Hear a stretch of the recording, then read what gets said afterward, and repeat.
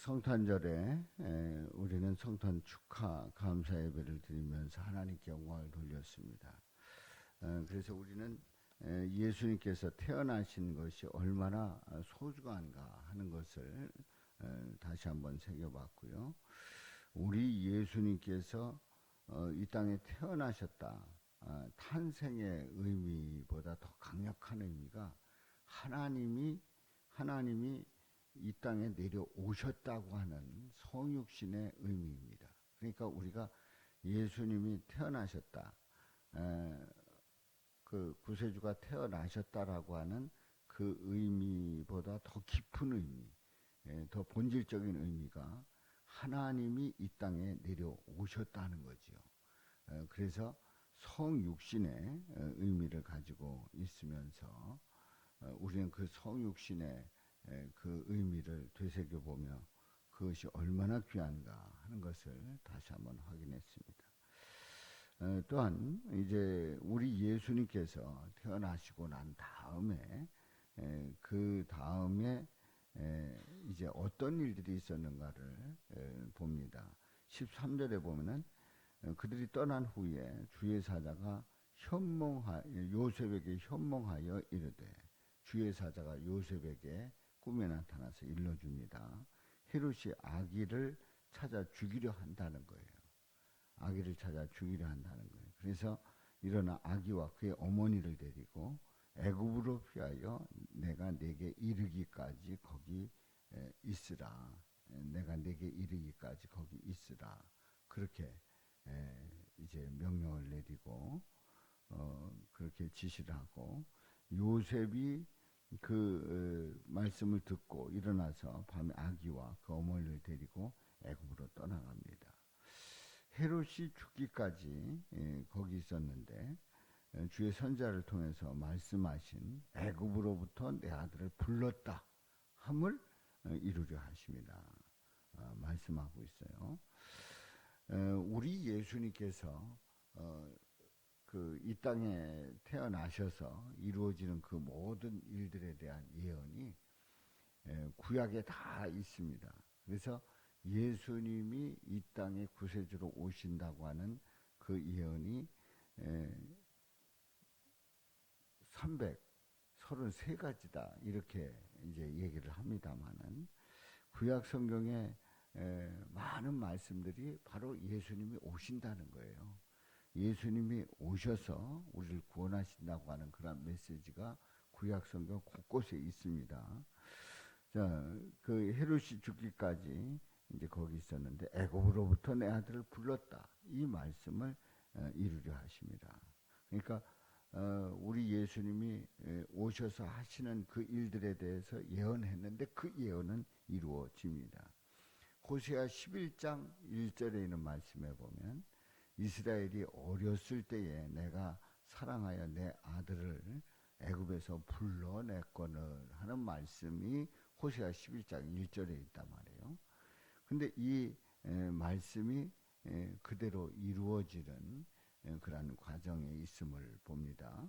16절에 보면은 이제 여기는 헤롯이 나옵니다. 헤롯이 등장하는데, 헤롯이 박사들에게 속은 줄 알고, 왜냐하면 동방박사들에게 이 동방박사들이 그야말로 주책이었죠. 그냥 별을 따라오면 되는데 별을 따라오다가 당연히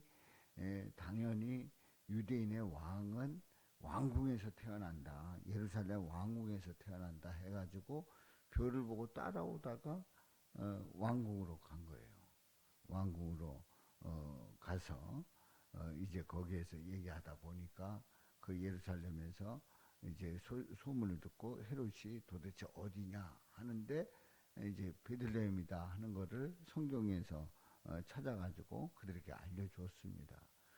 동방박사들에게 알려줬고, 동방박사들은 이제 그 소식을 듣고 거기로 갑니다만, 그때에 헤롯이 나도 경배하겠다. 이제 가서 경배하고 그 위치를 나에게 알려달라 그랬거든요.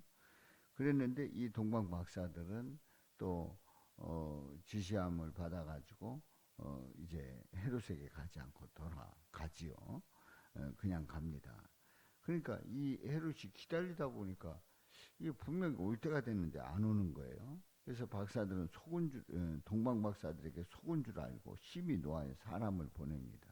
그래서 예루살렘에 갔다는 사실을 알고 그 예루살렘에서 이제 베들레헴에 갔다는 사실을 알고 베들레헴과 모든 지경에 있는 사내 아이를 그 박사들에게 자세히 알아본 그때를 기준해서 2살부터 그 아래로 2살부터 그 아래로 다 죽이는 그러한 아주 흉측한 일을 저지릅니다.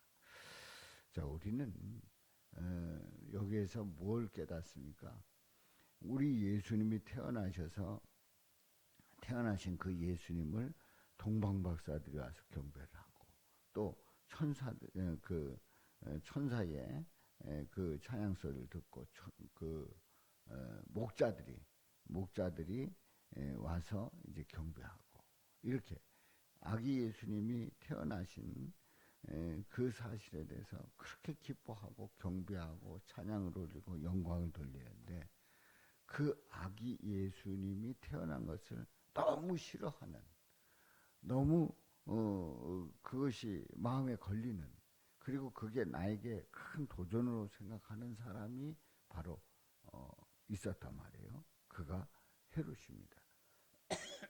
헤롯은 왕으로서 유대인의 왕이 태어났다고 하는 그 말이 너무 걸리는 거예요. 이게 너무 있을 수가 없는 일이에요. 이건 받아들일 수가 없는 일이란 말이에요. 그래서 이 헤롯은 이제 베들레헴에 있는 2살 아래의 아이들을 다 죽이는 그러니 그 슬픔이 얼마나 컸겠어요. 그래서 17절, 18절에 보면은 선지자 예레미야를 통해서 말씀하신 거예요. 예레미야 31장 15절에 말씀하고 있습니다. 라마에서 슬퍼하며 크게 통곡하는 소리가 들리니 라헬이 그 자식을 위하여 애곡하는 것이라. 그가 자식이 없으므로 위로받기를 거절하였도다 함이 이루어졌느니라. 그러니까 자식을 잃고 슬퍼하는 그 일이 예레미야 31장에 말씀하고 있는데 그 일이 이루어지는 너무나도 안타까운 그러한 모습을 보게 됩니다. 자, 우리 예수님이 오셔서 환영하고 찬양하고 영광 돌리는 사람이 있는가 하면 예수님이 오셨기 때문에 너무나도 화가 나고 너무나도 긴장을 하고 그래서 거기에 그 2살 아래의 그 아이들 다 죽이면서까지 그야말로 유대인의 왕이라고 지칭하는 그 사람에 대한 씨를 말리려고 했던 이 헤롯의 어리석은 모습을 보게 됩니다. 그렇습니다. 하나님의 일에 대해서 감사하며 영광 돌리며 또 그 일이 잘 되게 하는 사람이 있는가 하면 그 일이 잘 안 되고 또 그 일이 어그러지고 또 그 일이 말도 안 되게 그렇게 되게 하는 것을 원하는 그런 사람들이 있어요. 다시 얘기해서 우리 하나님께서는 이 일들이 잘 되게 하시지만 사탄 마귀는 하나님의 일이 안 되게 하는 그래서 그거를 어지럽히고 뒤집어 버리는 그런 경우가 있단 말이죠. 자, 헤롯이 죽은 후에 주의 사자가 요셉에게 현몽합니다. 일어나 아기와 그의 어머니를 데리고 이스라엘 땅으로 가라. 아기의 목숨을 찾던 자들이 죽었느니라. 그래서 이제 주의 사자가 요셉에게 현몽해서 이제 이스라엘 땅으로 돌아오게 되는 그 과정을 봅니다만은 이제 여기에 아켈라오가 그의 아버지 헤롯을 이어서 유대 임금됨을 들었어요. 여전히 위협적이죠. 그래서 꿈에 지시함을 받아 갈릴리 지방으로 갑니다. 그래서 나사렛 원래 고향으로 이제 요셉의 고향으로 돌아가게 되죠.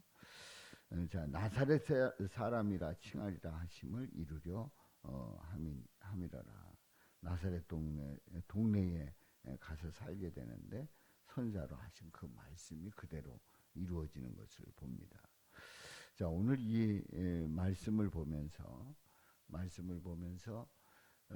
우리 예수님께서 태어나신 그 태어나심이 알고 보면 아니 성육신 하시는데 하나님이 이 땅에 내려오시는데 모두가 다 환영하고 모두가 다 경배하고 모두가 다 기뻐할 것 같은데 아닌 거예요. 아닌 거예요.